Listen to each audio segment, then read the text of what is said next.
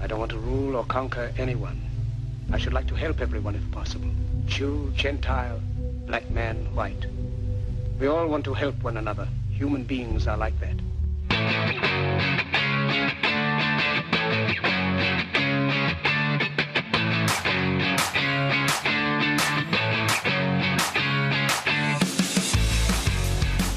Can you stop fidgeting with your dick while we record? I'm I got an tired ingrown hair of seeing your ball sack every time we record. But you know what? Just for that, I'm going to flop it out. Yeah, flop it up, why don't you? Hey, and if you're interested in seeing Alex's flopped out dick, why don't you join the Discord server? Link in the description down below. You can watch us live every Sunday. See Alex's dick. Cheaper than the OnlyFans. Yeah. Oh, by the way, talking about the Discord server, Malf left. I'm sure. Wait. Oh, oh, Lonnie, what was that? What was that? Show that again, Ali. Whoa. You can kind of just see the balls though. So Wait. Did he just actually whip out his dick while we were recording? Yeah. live? I Okay. told you. Yeah. Well, you know what? In for a penny, in for a pound. There we go. Yeah. I don't Exactly. care. I can't see Wait, that. hold up. Yeah, no, that's no problem. It's just a freedom for me. I actually have my dick out now. Yeah, it's good for the ventilation. Yeah. Stops them sweating like a It rainforest. feels so weird talking to you guys with my dick out. Wait, hold on. I'm gonna put it away because right now, He's back. yeah, right now I'm more ball sack than I am shaft anyway. So It's a bit nippy, is it? In the castle.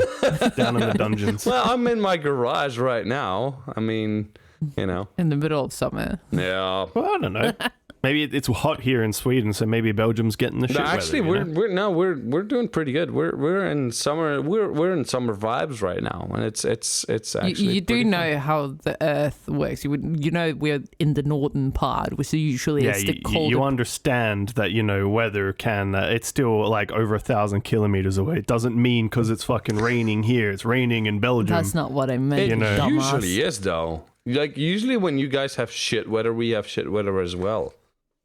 Yeah. Classic Belgium. Can't stand on their own 2 feet, just following other countries. Yeah, but it's not only that. It's also because like maybe Sweden just isn't real. Just like Australia isn't a real Fuck, thing. he's onto us. Yeah.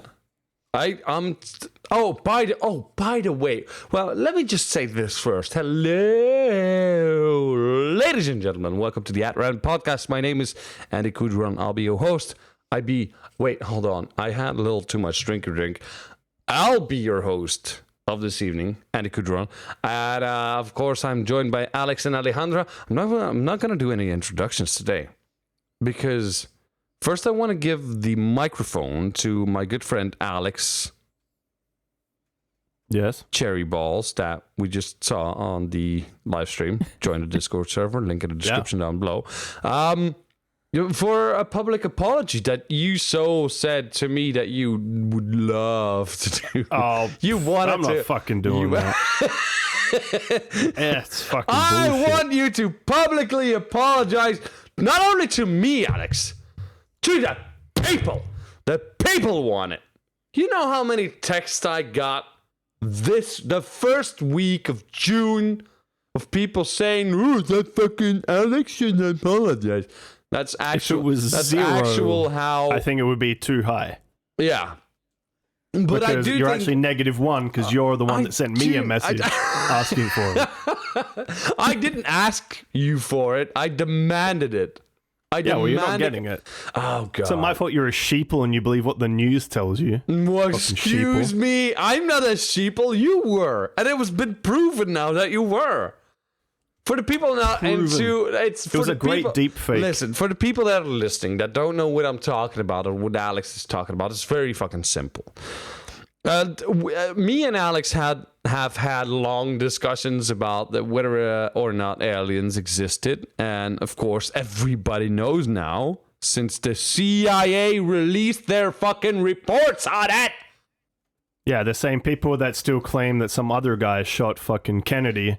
So yeah, these guys, they're like the They are the epitome of truth. Yeah, they released the information, what they know, and I think what they released is just maybe the tip of the iceberg. There has to be so much more. I mean, we're talking back since halfway around the 1950s. So you don't something. think they just released this information just to calm all of you guys down for a little bit? Yeah, they're like, wait, we've got to calm down the UFO people. We've got to take out the anti-vaxxers now. They're a bigger problem. Let's just give the UFO people so they calm down. Yeah, but here's the thing. I mean, I'm off the go vaccinate yourself thing again. I'm off it again. Like this week. Next week, I might be on that wagon again. But this week, I was like, I'm not getting that vaccination. No, fuck you. I'm not doing Thank it. God you're not a woman, because I would not want to date you. I am so on and off the charts. I don't know why. But, like, I'm off it again. It's the New World Order, bitch. The Anunnaki aliens are gonna save us. And we just need to wait till they get here. You know, so they don't... I'm about to leave this fucking Aliens would explain Japanese people and their obsession with weird fucking porn and tentacles. Aliens would explain octopuses, though, because, like, come on, that is one creature we cannot explain. Seriously, we can't explain them. Or jellyfish. It doesn't have a brain. How does it work? It doesn't have any DNA that is known to man. Like there's nothing. There's no interspecies. It's a completely separate species from anything we know, and yet it exists on our planet. Octopuses cannot be explained. Octopuses are the aliens. You heard it here first, folks. I'd love to see an octopus flying. Like a fucking ship. That'd be pretty impressive. I'd love to see some octopus porn right now. I mean, I got my dick out, so. You're halfway there. Yeah, there you go. That's it. That's it. But, you're not getting your apology. Ah, fuck you. You keep asking, you'll never get it. Even, what if I, like, genuinely, I think on Just one give up, episode... Andy. I think on one episode, I said that I would fly by in my UFO and flip you off as I zoom past you. So when that happens, I'll apologize to you. Oh, okay. So there is a chance. Yeah. Oh, there is a chance. No, I'm not. No, fuck you. You just lost your chance on any ride with my UFO. And I'm gonna tell you right now, my UFO is gonna have gamer chairs. It's gonna have PlayStation 6s, even though they're not invented yet. It's gonna have them because it's UFO. It's gonna have like anti-gravitational fucking bullshit inside that make you go, oh, that people can't see that. Join the Discord server, people. It's gonna have swivel gamer chairs. It's gonna have at least 5 Bella Delphines inside. So I don't know. Oh, so you got the hookers sorted. I got the hookers. Yeah. Got it. Allie's looking very pissed right now. She's just pissed because you didn't say 5 Allie hookers. I don't want any baby killers on my spaceship. I don't want that. Well, no, I'm not going to make that joke. Yeah, maybe that's for the best. All right, let's just jump into this episode, ladies and gentlemen. Welcome to the At Random podcast. Sorry for the long intro there. We are waiting for Alex's public apology, which is going to come when I flip him off in my UFO. Other than that, let's just, for the people that, I just want to say, before I get into anything, disclaimer, fucking nasty ass episode. If you listened to the episode last time, it was sort of okay. Like today we're getting into the nitty gritty shit. It was absolutely horrific stuff. Don't listen to it if you feel uncomfortable with rape, with murder, with cannibalism, with child stuff, just anything to do with that. Just click away. We have some lovely episodes. I'm actually wearing her t-shirt right now from the Dorina Harvey band. We have a lovely interview on our list of episodes that you can listen back to. That's a really good episode. That was a fun episode. Yeah. So go listen back to that one if you can take this, just to keep your sanity, I'd guess. So we know that he has like a fucked up childhood. Yeah, no excuse, but it did sort of make him. You can every time, like if you listen back to the former episodes, you can see how it escalates every time.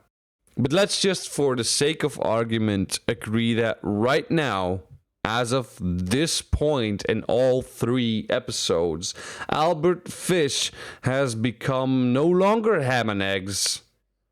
He has become the werewolf of Wisteria. The Gray Man, the Boogeyman, because he was howling at the moon. Yeah, right? yeah. That's why he got the werewolf of Wisteria, because he ate raw meat and started howling at the moon. Howling at the moon, and got his kids to paddle him. At full moons, by the way, not just at the moon, just full moons. Full moons, yeah. Also, the Brooklyn Vampire was one of his nicknames. I came across another one today. I don't know if that's true. I've never heard it, but I can't remember what it was. It was something to do with monster or something. I can't remember what it was. But he had a couple of nicknames. Gray Man is the first and foremost, because if you look up Gray Man, you might find a movie if you want to see some, well, I would say, I don't know. I watched the movie just out of sheer interest for these episodes. I was not that impressed, but as like a normal person to look at it, it does show what sort of went down, I guess. It does give you a sight into what happened. Yeah. All right, so we're going to be talking about Edward Budd and the Budd family. Why we are going to talk about a completely different family will be known later on. But Edward Budd was an enterprising 18-year-old. He was determined to make something of himself and escape the desperate poverty of his parents. On May 25th, 1928, he put a classified ad in the Sunday edition of New York World. Young man, 18, wishes position in country. Edward Budd, 406 West 15th Street. He was a strapping young fellow who was eager to work and contribute to the well-being of his family. Trapped in the dirty, stinking, crowded city in a miserable tenement with his father, mother, and 4 young siblings, he longed to work in a country where the air was fresh and clean. And on the following Monday, May 28, Edward's mother, Delia, a huge mountain of a woman, you can actually look that up. She was fucking fat. I'm not fat. I'm not fat shading anybody. She was a big fucking lady. So the mama jokes were well and truly flying in that household. Oh, yeah. No. But she opens the door to an elderly man who introduced himself as Frank Howard, a farmer from Farmingdale, Long Island, who wanted to interview Edward about a job. Delia told her 5-year-old Beatrice to get her brother at his friend's apartment. The old man beamed at her and gave her a nickel. So the young child, he gave her a nickel. While they waited for Edward, Delia had a chance to get a better look at the old man. He had a very kindly face, framed by gray hair and accented by a large, droopy gray mustache. He explained to Mrs. Budd that he had earned his living for decades as an interior decorator in the city, and then retired to a farm he had bought with his savings. He had 6 children. Yeah, he had 6 children of his own that he raised by himself since his wife had abandoned him decades ago. So with the help of his children, 5 farmhands, and a Swedish cook, he had made the farm into a successful one because I should explain this a little further. Like the Edward Budd type situation, that was for the people not catching on. That was how Albert Fish introduced himself. He introduced himself as Frank Howard. Yeah, he was, the moment he saw Gracie,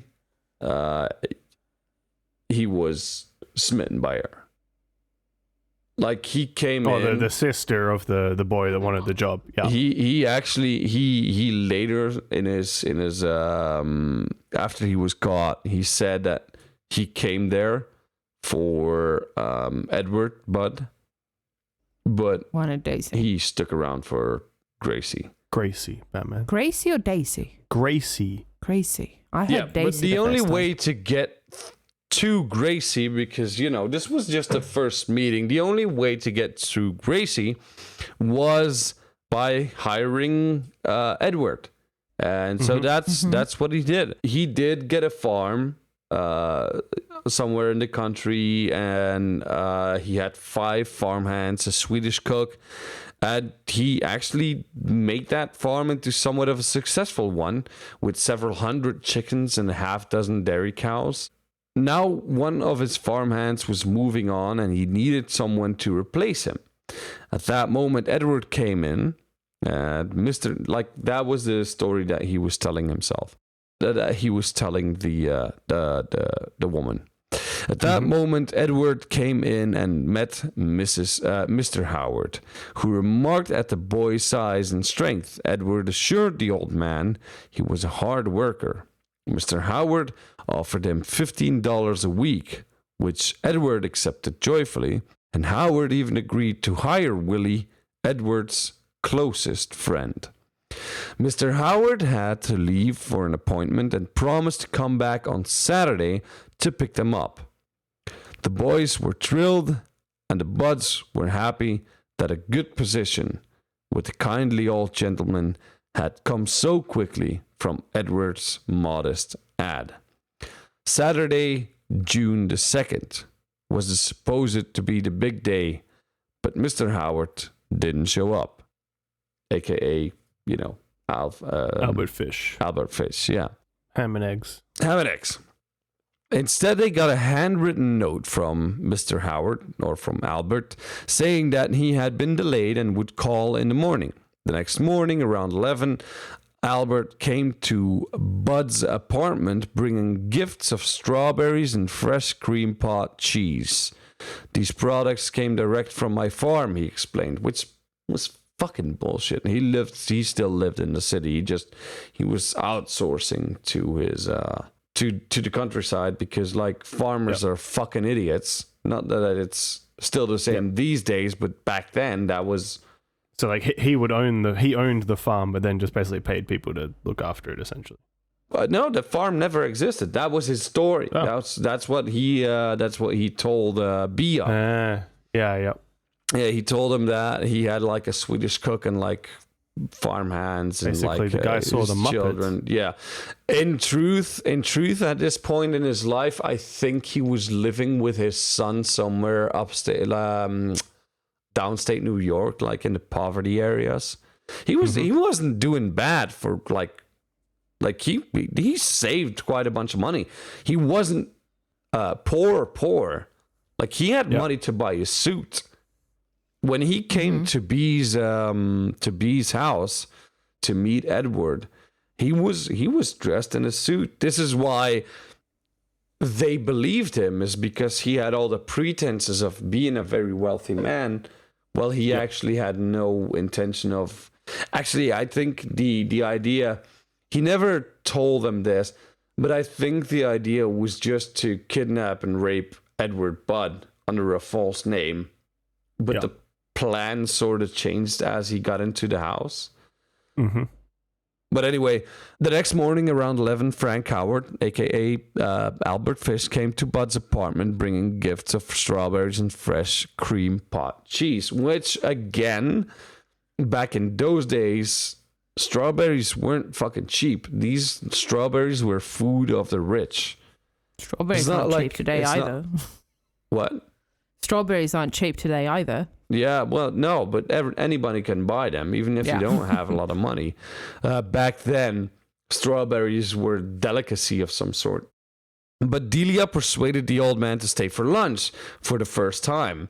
And Albert Budd, Sr., had an opportunity to talk with his son's new employer.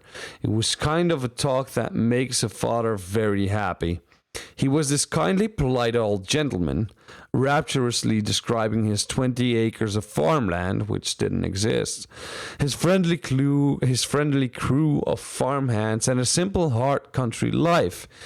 He knew it was what his son wanted. Now, Albert Sr. was a porter for the Equitable Life Assurance Company and had the air of a man perpetually submissive. He was not very impressed with the way this Frank Howard looked in his rumpled blue suit, aka this guy had seen some nice suits. The fucking farm boys and Delia, they had no idea. They saw a suit, they saw money, basically what it was. But the old man was credible and genteel. Like, he came off. You remember on the last episode how I said that the psychiatrist walked into his cell and said he couldn't believe, just by judging at how soft-spoken he was, that this man could do the things that he did? Mm-hmm.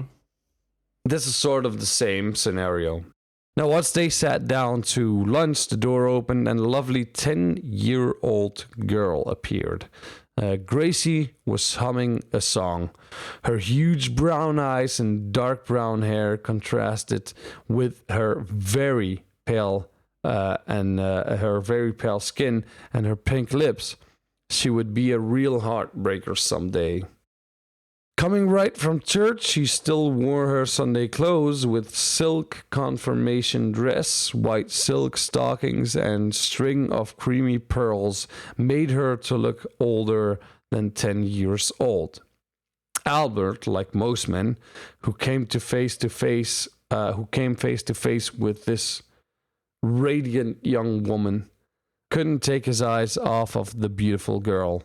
"Let's see how good a counter you are," he said, as he handed her a huge wad of bills to count. The impoverished buds were flabbergasted by the money the old man was carrying around with him. Basically, it must have been, I think this was his entire life savings, just to make that point of like, hey, look at how much money I have. You know how, like, a lot of fucking people do that, like on Snapchat or Instagram or whatever it is, just like flaunt their money. It was just this, but in a dumber time. That's what it was. Like, now we'll see that and we'll be like, fuck this guy. You know? Yeah, and I imagine this is like just post Great Depression US, right? Yeah. Like, this was in the 30s, so it's like most people were broke as shit. Oh, yeah. Yeah, I think broke as shit is an understatement. Yeah. So they were just like, oh my god, this man carries this much money in his wallet? He must have, like, you know, mansions and just fucking money coming out of it, every orifice of his body. Yeah. Gracie ended up counting $92.50. That's a lot of money. By the way, while I keep talking, can you do a quick search for me, Alex? Can you look up how much $92.50 would be in today's money? Like, I'm just curious about that. What? Do you have an exact date on when this was? This was around, let's just say 1920, I guess, like just around that time. Mm-hmm. Now, what a bright little girl, Albert said, giving her 50 cents to buy candy for herself and her little sister Beatrice. Howard said that he would come back later in the evening to pick up Edward and Willie. But first, he had to go to a birthday party that his sister was throwing for one of her children. He gave the boys $2 to go to the movies until he came back. And just as he was about to leave, he invited Gracie to go with him to his niece's birthday party. He would take good care of her and make sure that Gracie was home before 9 o'clock that evening. Do you have the answer to the money question? About $1,250. Yeah, so that's a fucking lot of money for that. Yeah. Yeah. All right. Well, Delia asked where Mr. Howard's sister lived, and he replied that she lived in an apartment house at Columbus and 137th Street. Delia wasn't sure that she should let her go, but Albert Sr. convinced her that it would be good for Gracie. Let the poor kid go. She don't see much good times, meaning like, she has this chance to see like a lavish lifestyle. Let's just, let her go for a little bit. Yep. So Delia helped Gracie on with her good coat and her gray hat with streamers, and she followed Gracie and Mr. Howard outside and watched them disappear down the street. That Why the evening, fuck would you ever do that? Like, Excuse I'm me? sorry. This is- Why would you just let your... How old was she? 10? at this point, Gracie was 10 years old. Yeah, but okay, think about it like this, right? Like, so you're poor, and this rich guy comes who's going to offer your son a job, and he's left a good impression after talking to him. He's like, oh, hey, well, this kid seems nice. I got a niece. Yeah, You know, I'm going hey- with you. If you want to go to a fucking birthday party, I'm going too. Like, Yeah, but I'm this sorry. was also kind of the times Yeah, that no one I locked know. doors and people just kind of trusted know, people. I know. And but not still, only just- that, you live in an extremely impoverished moment of your life, and you have the promise of him coming back for the two kids, which he has already on another date has come to see them. So they had no reason to actually believe that we know better these days, but these people had no reason to believe that Albert Yeah, I know, wasn't but anybody still, but no. Frank Howard. Exactly. I know, And that he I was know, going to but harm still. their daughter. They're just like, this guy's going to give Okay, our son yeah, a yeah. job. And Okay, continue. Because his suit was just wrinkled and it wasn't, it was still a suit to them. He pulled out $1,200 fucking dollars, which was like a month's worth of food and bills paid for them, just pretty as sure a bit pocket more. change. He let a kid count it. So they were like, they just had a different vision of what the reality was. But anyway, that evening, there was no word from Mr. Howard and no sign from Gracie. A terrible sleepless night with no message from their beautiful daughter. The next morning, young Edward was sent down to the police station to report his sister's disappearance. Now, the worst thing that Police Lieutenant Samuel Dribben, who was investigating this, said to the Buds was that the address that Frank Howard had given them for his quote-unquote sister's apartment was fictitious. The kindly old man was a fraud. There was no Frank Howard, no farm in Farmingdale, Long Island, and it's just none of it was true. Yep. So police began the normal investigation activities. They checked out everything Frank Howard had told the Buds. They also had the Buds go through their rose gallery of photos and checked on all known child molesters, mental patients, etc. It came to nothing. No trace of Gracie. She was fucking gone.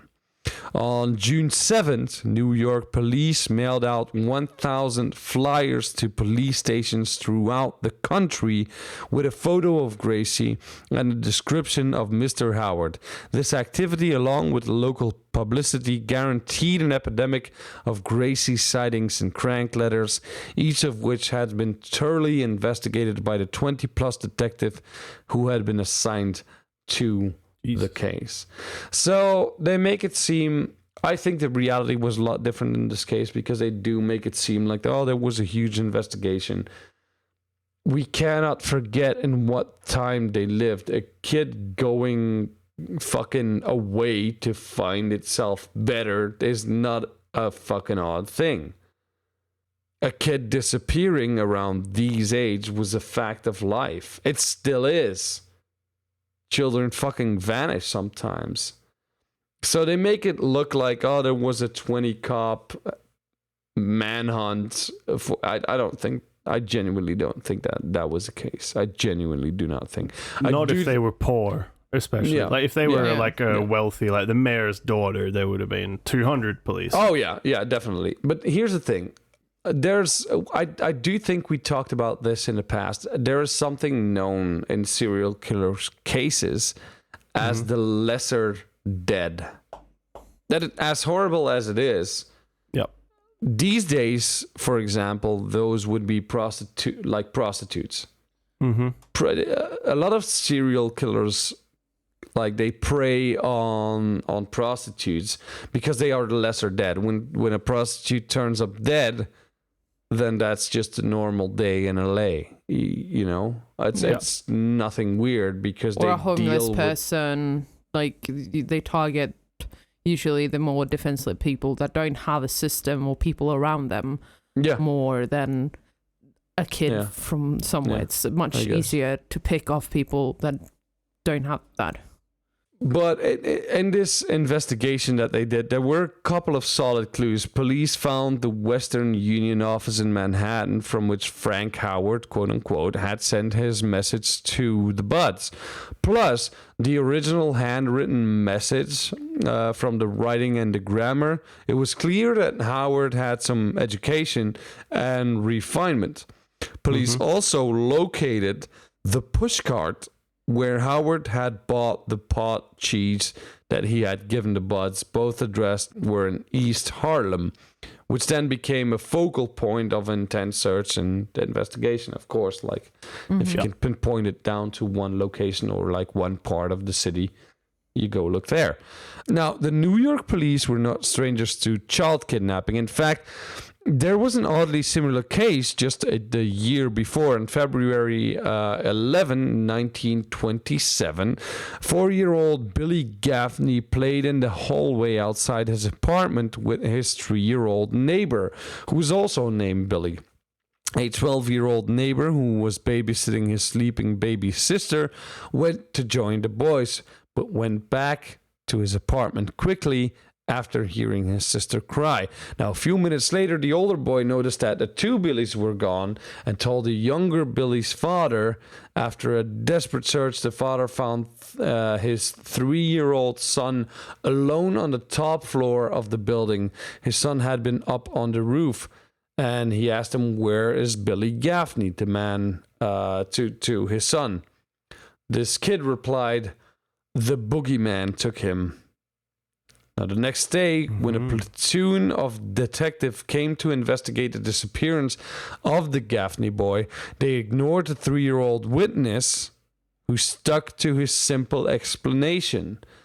Now, at first, the police thought the boy had wandered outside into somewhat some of the factory buildings in the neighborhood, or like worse, he had fallen to I think it was called the Gowanus Canal, if I'm not mistaken, which was a few blocks away from this house. But people in the community organized a search, and the canal was dredged, but there was no sign of little Billy. So again, the same.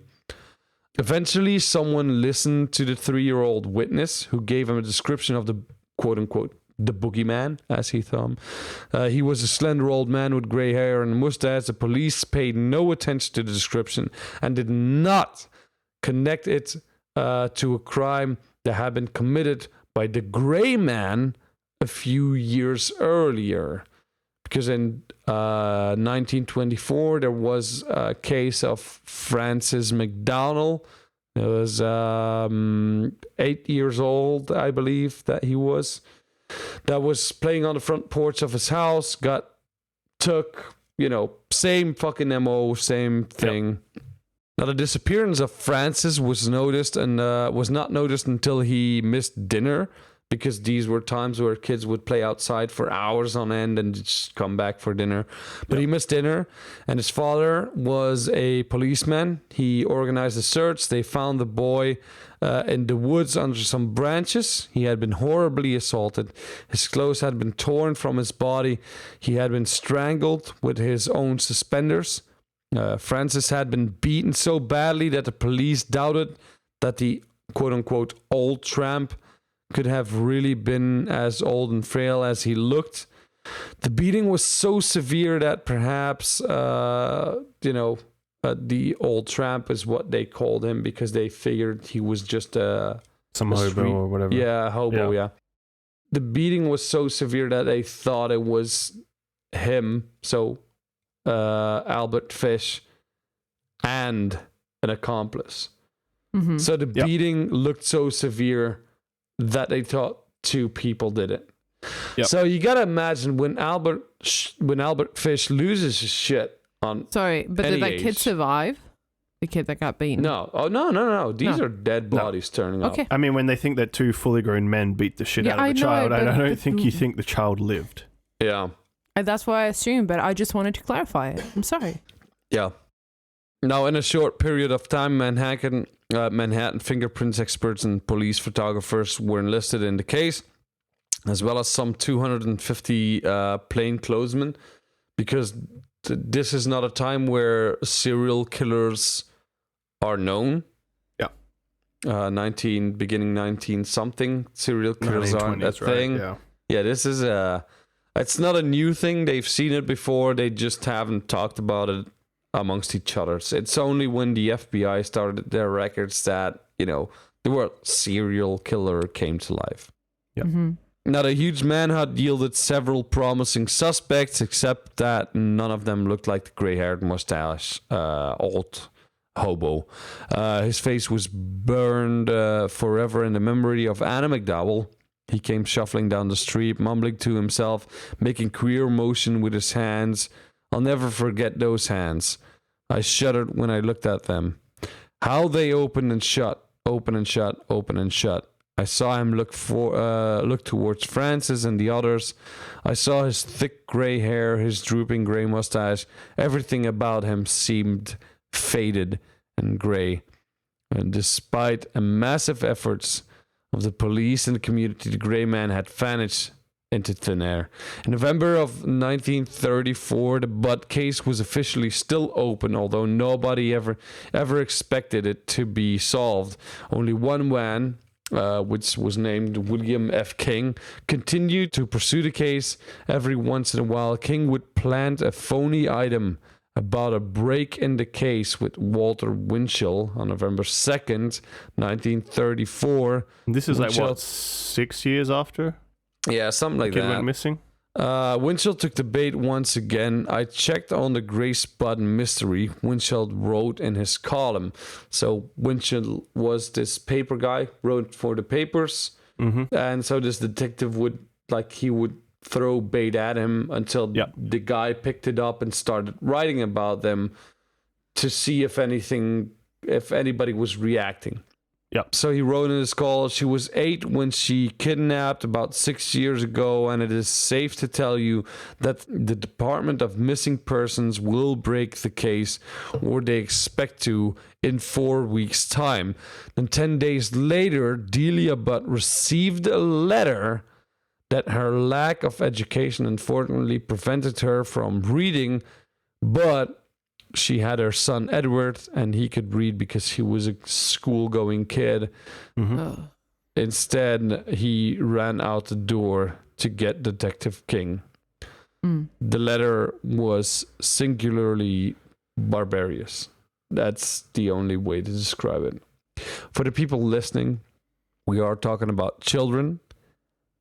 I'm going to put a disclaimer now. I have said letter right in front of me. I'm going to read it. If this is a point where you don't feel comfortable anymore, please turn off.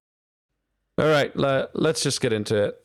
Just imagine Albert Fish, like gray old guy, and like did something horrible. And now he writes you, the mom or the dad of this 10-year-old girl, now supposedly 16-year-old girl. You're about to find out what happened.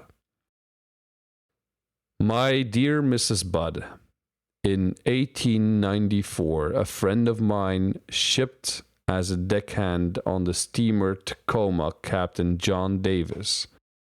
They sailed from San Francisco for Hong Kong, China. On arriving there, he and 2 others went ashore and got drunk. When they returned, the boat was gone. At that time, there was famine in China. Meat of any kind was from $1 to $3 a pound. So great was the suffering among the very poor that all children under 12 were sold for food in order to keep others from starving. A boy or girl under 14 was not safe in the streets. You could go in any shop and ask for steak, chops, or stew meat. Part of the naked body of a boy or girl would be brought out, and just what you wanted cut from it. A boy or girl's behind, which is the sweetest part of the body, and sold as veal cutlet, brought the highest price. John stayed there as so long that he acquired a taste of human flesh. On his return to New York, he stole 2 boys, one 7, one 11, took them to his home, stripped them naked, tied them in a closet, then burned everything they had on. Several times a day and night, he spanked them, tortured them, to make their meat good and tender. First, he killed the 11-year-old boy because he had the fattest ass, and of course, the most meat on it. Every part of his body was cooked and eaten except the head, bones, and guts. He was roasted in the oven, all of his ass, between quotations, boiled, broiled, fried, and stewed. The little boy was next. Went the same way. At that time, I was living at 409 E 100th Street, near right side. He told me so often how good human flesh was, I made up my mind to taste it. On Sunday, June 3rd, 1928, I called you at 406 W 15th Street, brought you a pot of cheese, strawberries. We had lunch. Grace sat in my lap and kissed me. I made up my mind to eat her. On the pretense of taking her to a party, you said yes, she should go. I took her to an empty house in Westchester. I had already picked out when we got there. I told her to remain outside. She picked wildflowers. I went upstairs and stripped all my clothes off. I knew if I did not, I would get her blood on them. When I was ready, I went to the window and called her. Then I hid in a closet until she was in the room. When she saw me all naked, she began to cry and tried to run down the stairs. I grabbed her, and she said she would tell her mama. First, I stripped her naked. How she did kick, bite, and scratch. I choked her to death, then cut her in small pieces so I could take my meat to my rooms, cook it, and eat it. How sweet and tender her little ass was roasted in the oven. It took me 9 days to eat her entire body. I did not fuck her, though. I could have had I wished. She died a virgin. And that was it. He wrote that letter to the family. He wrote that letter to the mother of that child. Imagine being the son, like, your mom's like, hey, can you read this letter? I mean... And he was just like, what the fuck? Yeah, well, that's the worst part of like it. It's about his sister, right? Yeah. You have to read this out loud to your parents. Yep. I wonder if he finished it. He probably did, I guess, but He probably didn't. I mean, if he did, I mean... But I think you can't stop, right? Once you go in there and you start working out what it's about, you can't stop telling your mom what it's about. You have to just keep reading it until... I think, to be honest, no matter how gruesome it is, I would want to know. Yeah, of course. From the position of a father, I would want to know. Yeah, well, as a parent, of course, like, in a sense, you would have to find it out. But why would you... if the son sort of gathers what the intent of the letter is, why would you ask him to keep reading it? Yeah, no, you would want full closure. You would want full closure, period. Like, yeah, but you as a parent, of course, but not make your child read it for you. Go and get another adult that actually can read it for you. Yeah, but they didn't know the contents. He probably, because the story at the beginning, you have no idea really until you get sort of halfway through where it starts taking a turn, right? So it's like, he's just reading this letter like, what the fuck, this is a bit weird or whatever. And then all of a sudden...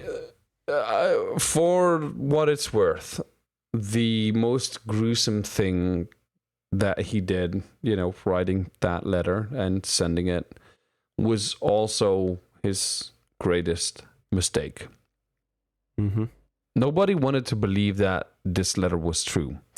It had to be the ravings of some perverted, sadistic crank. And by the way, every word of it was true. This wasn't bullshit. Yep. This was Albert Fish at his prime. He was enjoying this. He was a sadistic, evil fucking motherfucker that had every fucking opportunity to turn his life around and just fucking didn't.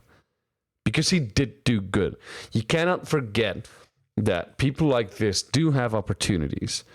Albert Fish was not helped. He went to insane asylums his entire life. He went to jail on certain parts of his life. And some people could say, yeah, well, in those times, problems would get worse. Yeah, well, if your problem that's fucking bad and you want to harm children and that's all you think about, just take up a gun, fucking point it at your head, pull the fucking trigger. Nobody in the world needs you. Nobody. If harm and children come together in the same fucking sentence for you as a person and you mean it, pick up a gun, point it to your head, fucking shoot yourself. You do not deserve to walk among us. Yeah, no, I agree with you, because obviously I know for you, especially as a father, all of this hits on another level. But in the sense, what amazes me about this case in particular, because you have sick people, and usually the people that do these sort of crimes, sometimes because obviously he has a history of like everything that he went through in the orphanage and then the asylums and then in jail. We've talked about it. It just progressively got worse. Yeah. Step by step. But what is so weird is that he was still a father to 6 children, and at the end of the day, he didn't do anything really. Oh, he fucked up as a father as well. Yeah, but he never raped them or ate them. No, yeah, but having to spank your father with but still, like fucking. But in terms of the horrible things that he actually could have done, that aren't the worst. Get what I mean? He still had all those thoughts of sadistic, like of wanting to hurt children in his head, but he still didn't do it to his children, but he still managed to carry it out. I know what you're saying, but I don't think these kids were living the life like, Gregory is my best friend, come over to my house to play. I'm not saying it. Obviously, there's, and I mentioned it the last episode, that it's completely fucked up, that those kids must be mentally traumatized, but still, like, for the father to have those thoughts in his head and actually carry them out to kidnap children and Full disclosure, I want the people to know, and this is why I did the first 2 parts, that's why I thought they were important. There are certain circumstances that form a person like this. There's a trifecta in place, the bedwetting, the fire, like the arsony, and killing of small animals and shit like that. We'll run past it. Albert Fish missed all of those. He didn't wet the bed for long periods of time. He didn't start fires, at least not that we know. Was there a head injury? There was a head injury, yeah. But that's not part of the trifecta. That's only in some cases. The trifecta is arson, it's murdering of small animals, and it's bedwetting. That is the known trifecta to make serial killers. But they also have the correlation about the damage to the head. Yeah. But there's no history in Albert Fish, like, besides the beatings. I mean, maybe he was beaten in the head a couple of times in the orphanage. Who knows? I guess we'd never know. But full disclosure, the first 2 episodes was me not telling you, hey, have compassion, because this guy was brought up in a certain way. It's not. It doesn't. It's not an excuse. Like evil. at the end of the day, like you went through horrible fucking shit. Sure. Yeah. That doesn't mean that it gives you the fucking right to hurt anyone else. Yeah. It only gives you the right to better yourself as a person and get fucking help and get out of it. Or kill yourself. Like, we talked about my situation as well. Like, my formative sexual years were intervened with, somebody molesting me for a couple of years. And now I live with the fact that I'm bisexual, and it's a normal fucking thing for me. It doesn't mean that I want to stab a fucking 12-year-old because that's when it started for me. That wouldn't be an excuse. It doesn't mean that I want to shove my dick in some 13-year-old's ass just for the fucking fun of it because it turns me on. It doesn't. It disgusts me. And I don't get why people would, like, I get how those links would be made in the brain, I guess, somehow. Like, I get how the medical fucking, how do I say this? I get how that link can be made. I understand. I don't get it. I understand how that link could be made. But also I just don't see how in anybody's fucking head that link could become, because for Albert Fish, this wasn't all fucking round thing. This isn't just something he lives once in a while. This isn't like, oh, I grave cock now. This is like a 24-hour fucking manifestation of pure fucking evil. I genuinely think that this kid was fucked from the day he was born. When he rolled out of his mom's fucking pussy onto the fucking doctor's table, he was fucked. Yeah, I believe in the theory that there are just bad eggs. Yeah. Like with any animal, there can be, for example, a dog. There are some dogs that are just vicious by nature, for example. No matter how good you are at training, the dog is vicious. It's almost untamable. So what do? We put them down, right? Yeah. And people can also be like that. I do genuinely believe that there are people out there that are just deadbeats from the day they were born. It doesn't matter how much you attempt to help them. They're not interested in being helped for a start, because they don't see anything wrong with what they're doing, and they just don't really belong in a society.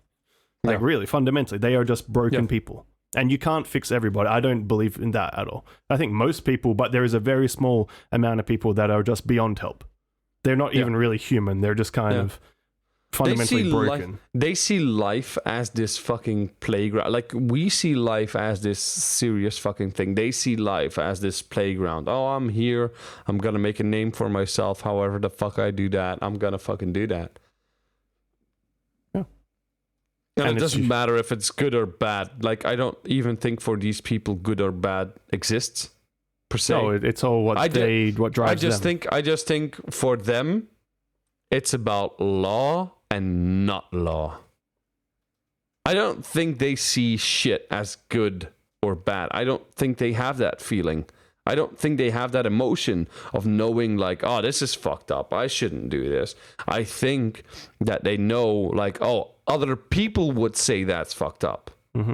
I don't think they make that distinction themselves. I think that they look at the world around them. Like, the perfect example is Ted Bundy. Ted Bundy was perfectly capable. He worked for the suicide fucking hotline. Yeah. He was the perfect fucking example of somebody that was... Yeah, well, that's a personality disorder, because there's something wrong in their head. Like, genuinely, physically, medically, there's something wrong in their head. Yes, well, easy fucking solution. Click, click, boom, done. Fucking... I'm sorry that I have to be this crude. There's 7 to 8 billion of us. I'm pretty sure that we don't need another Albert Fish. Yeah, and odds are as well, like, out of 7 or 8 billion humans, like, there are some people that are just fundamentally unfixable. Yeah. It's just the law of averages. At some point, there's people that it doesn't matter how many psychologists they see, what school they go to, how nice their parents were. It doesn't matter. Yeah. They are just broken pieces of shit. And always would have been, no matter what society they were brought up in. Like Ted Bundy had the perfect fucking childhood. He was raised fucking proper. He was nice. He was good. His fucking ex-girlfriend broke up to him. Fucking now I gotta kill everybody that looks like her. fucking tough shit. Let's fucking stab, like in, you know. And then play a lot of games, right? Like he was intelligent. The fucked up thing is, like, okay, we can say like, oh, fucking shoot him, blah blah blah blah. But then again, I'm thinking, you know, you only catch these motherfuckers once they've done all their shit. You never catch these guys on the high point of their fucking careers. Because they're paying attention right there. They know how to evade cops. They know how not to act and how to act and blah blah blah blah blah. And sometimes they're just lucky. But that's the thing. But just to jump back to the letter, because I think we might want to close off pretty soon. Yeah. What I mean with just lucky, for example, Jeffrey Dahmer when he drugged the guy, like put acid in his brain, and the kid actually got out. The cops came and everything, and the cops went away. And then he murdered the kid. Yeah. Like, what? There was genuinely a guy that walked away from Jeffrey Dahmer onto the streets. With a hole in his head, with acid in his brain. Yeah. And the neighbors called the cops. The cops came, and the Jeffrey Dahmer came out. It was like, no, it's my boyfriend. He just had too many drinks. And the cops left. That's and they were like, let's just go check out the apartment. And he even showed pictures that he had taken of the guy naked that he had taken. He showed them to the cops, and the cops were like, the guy's in the office. We'll fucking get a kick out of this one. Mm-hmm. Yep. You know, and he because had, like, being gay was weird in the kitchen. But that's another topic, I think. Yeah, that's another podcast. Because being gay was just weird back then, and the cops got a kick out of it. You know. Yeah. It was fucked up. But anyway. that's what just an example, because I meant, because you said that all the serial killers at the top of their game, they're always like vigilant and they know. Nah, sometimes they don't. Jeffrey Dahmer was a fucking dumbass. How he got away with a bunch of the shit that he did, who the fuck knows? I don't know if he was dumbass. He was. But I think it's because inherently, even as a cop, you're not always just walking around going, murderer, murderer, murderer, murderer, murderer, right? It's like, you know, there's... Oh, I would be. That would require... It would be think that way. Either, in my vision, you would either be a murderer or an alien in disguise. These are the only two options. Thank God you're not in law enforcement. That's all I can say. Just shooting everybody you see. You're like, alien, murderer, alien, he's on the run, murderer. It was a shapeshifter. Well, anyway, so this letter, you know, they hoped like these were the ravings of this like perverted, sadistic fucking crank. But Detective King realized that the details of meeting with Buds and Grace, of course, were accurate. Also, the handwriting on this terrific fucking letter was identical to the letter that the elderly kidnapper had written for the Western Union Messenger 6 years earlier. So you remember the letter that he written? So they cross-examined. Yeah, like when he was saying, sorry, I missed yesterday, I'm going to come exactly. on Sunday instead. Yeah. Now, the envelope had an important fucking clue. A small hexagonal emblem had the letters NYPCBA, which stood for New York Private Chauffeur Benevolent Association. With cooperation of the president of the association, an emergency meeting of the members was held. In the meantime, police checked out the handwriting memberships forms looking for the handwriting similar to quote-unquote Frank Howard's. Detective King then asked the members, all of whom had passed the handwriting test, to report anybody who had taken the association's stationery. So they were looking for the people that were using these envelopes. Now, a young janitor came forward admitting that he had taken a couple of sheets of paper and a few envelopes. He had left the stationery in his old rooming house at 200 East 52nd Street. The landlady was shocked when she was given Frank Howard's description. He sounded just like the old man who had lived there for 2 months. The old man who had checked out of the rooming house just a couple of days earlier to when the cops arrived. The former tenant had called himself Albert H. Fish, which What's his real name? Cops have a name. Landlady mentioned that Fish had told her to hold that letter that he was expecting from his son, who worked for Civilian Conservation Corps in North Carolina. The son regularly sent money to his old dad. And finally, the post office told Detective King that it had intercepted a letter for Albert Fish. Detective King was becoming worried that Fish had not contacted his former landlady. The police worried that something had scared him away. On December 13th, 1934, the landlady called Detective King. Albert Fish was at the rooming house looking for his letter. The old man was sitting with a teacup when King opened the door. Fish stood up and nodded when King asked him if he was Albert Fish. Suddenly, Fish reached into his pocket and produced a razor blade which he held in front of him. Infuriated, King grabbed the old man's hand, twisted it sharply. "I've got you now," he said triumphantly.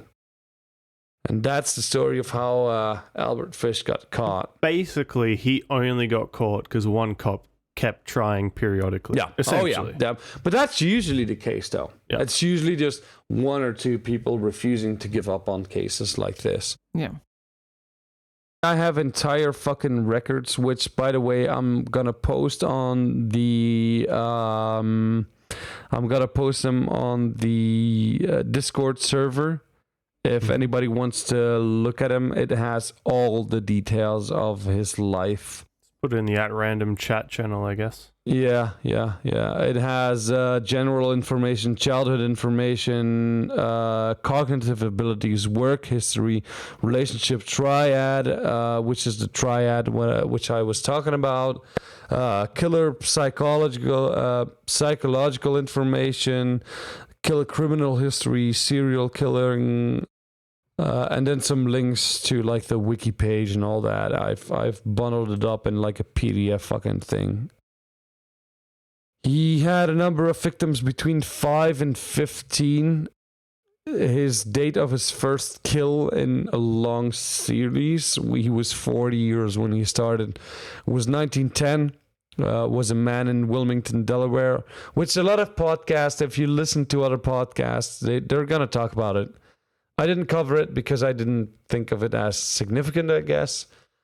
He once dated this like less abled person, and he brought him like Gracie style. He brought him to this house on like way out of nowhere because they were both into BDSM. Yeah, he just cut this guy's dick off and started eating it in front of him while he was tied up and shit. As you do. I think it was part of his dick, and the guy eventually ran off, and that's when like the stabbing and the killing started and all that shit. But the date of the first kill in his series were 1910, and he made his final victim in 1934. So he was active for 24 years. For as far as we know, his murderers, he confessed to 4 males and 5 females, so 9 in total. The race of his victims were white, African, or African American. He did say that he picked those races because basically lesser dead. Nobody would come looking for them. The ages that they know were 4 years old, 5 years old, 6, 8, 10, 12, 16, and 17. Mostly children. His preferred method of killing was choked, cut up, and beat to death. The weapon that he preferred were meat cleavers, a saw, and a butcher's knife. He was the sadomasochistic serial killer, sexual predator, cannibal, and a lust killer, which means that he killed to get his fucking erection going. One of his modus operandi was also that he usually beat the kids to tenderize their meats. As you do. He was sentenced to death by electrical chair. Good old Sparky. He got arrested on December 14th, 1934, And he was convicted March 35. It's a pretty quick trial. When was he killed? Yeah. And only on January 16th, 1936, he was dead by electrical Damn, that's chair. a quick, like, these days, even just to get to trial, it takes 18 months. Like, look at the fucking history. He sang, this guy whistled. He fucking just, he spilled everything. Yeah, so that was it. That was Albert fucking Fish, ham and eggs, buddy. I hate the motherfucker. He deserved that electrical chair, and he should have fried a couple of minutes longer, for as far as I'm concerned. By the way, he was, I think I sent a picture somewhere. He had like 20 nails when he was on the electrical chair, which made it actually overheat and fail. Jeez. Oh, yeah, because he had a whole bunch of needles and shit in his pelvis, right? Yeah. He had like a bunch, like I think it was 20 to 29 needles, just shoved them up his asshole and his pelvis. And gave a little shortcut to the electrical chair there right before he died. Him. But that was it. That was Albert Fishy Fish. Well, can't say it was a pleasure, but it was very interesting. It was. It's odd seeing somebody become a monster, I guess. It's odd researching it as well, because you're looking at this guy's life and it just gets progressively fucking worse the more you look into it. It's so kind of like you're starting from the end and working backwards, right? Because you know the end game, you know like what happened. So you're kind of just filling in the steps in between that got him to that point. Yeah. It was interesting to see how that happened, though. It was interesting to see, like, you know. But that goes to show again that we're all kind of fucked up, because, like, I might say something right now that's a little, like, off charts, but, like, who doesn't have an Uncle Dills, you know, who isn't fucking confronted with sexual abuse at one point in their life? I just think it's very important to keep an eye on your, like, formative years of your children. And we know it's between the ages of, like, 9 to 12, 13, that's where the most, like, sexually forming mindset goes. Like, that's the ages that you have to be super careful. Yeah, just watch out. Like, keep your kids safe. Don't let the fucking Illuminati and the grey aliens and the tall whites get probably them. Don't let some guy you met yesterday take your daughter to his niece's birthday party. The niece you've never met. Not. Unless if he puts like 1,200 euros on the table, then I'd be like, fucking take him, keep him for all I care. Damn, good to know Andy's kids are cheap. So if you're on the market, you know where to go for a discount. All right, well, on that fucking very fucking sad note, my apologies to anybody that got a little rattled because of these episodes. They are a fact of life, I guess, a small fact of life, happily a small fact of life. But yeah, it just goes to show that sexual years and like sexual growing ups and all that bullshit, it's important as a parent to keep an eye out. So, I do apologize if anybody felt inconvenienced because of these episodes. Other than that, I do want to thank you guys for joining us and listening to it. And I hope to see you again if you're willing. You're kind of next forcing week, me then to Alex or Ali make a happy episode. Yeah, just no, do that. I know our episode idea. It's pretty interesting. It's not happy, though. I'll just sit here in a... It's not this. I'll just sit here in a corner it's somewhere. It's not dark like this. But like... Yeah, it's not children's fucking being raped and eaten. Yeah. So... How do you know? At least there's that. Well, it's not. I'm just hoping... it's not. I'm just hoping that I don't have to sit through this again. Okay. Well, I can't promise anything. Well, on that note, ladies and gentlemen, thank you so much. We do have the Discord server, which I mentioned about 4 times in this episode. But join it, click that link in the description down below. Fucking talk to us. We'll talk back. We have Instagrams and Twitters for you too, and those I'll do the Twitter because Ali's yawning, missing her fucking spot, despite the fact she does it every time. On Twitter, we are AT_randompod. And on Instagram... at.random.podcast. So at.random.podcast. All right. Well, thank you all so much for listening, and I hope to hear you again in about 2 weeks' time? ? Probably. Something like that. Yeah. All right. Well, 2 weeks' time. There we go. All right. Bye. Bye-bye.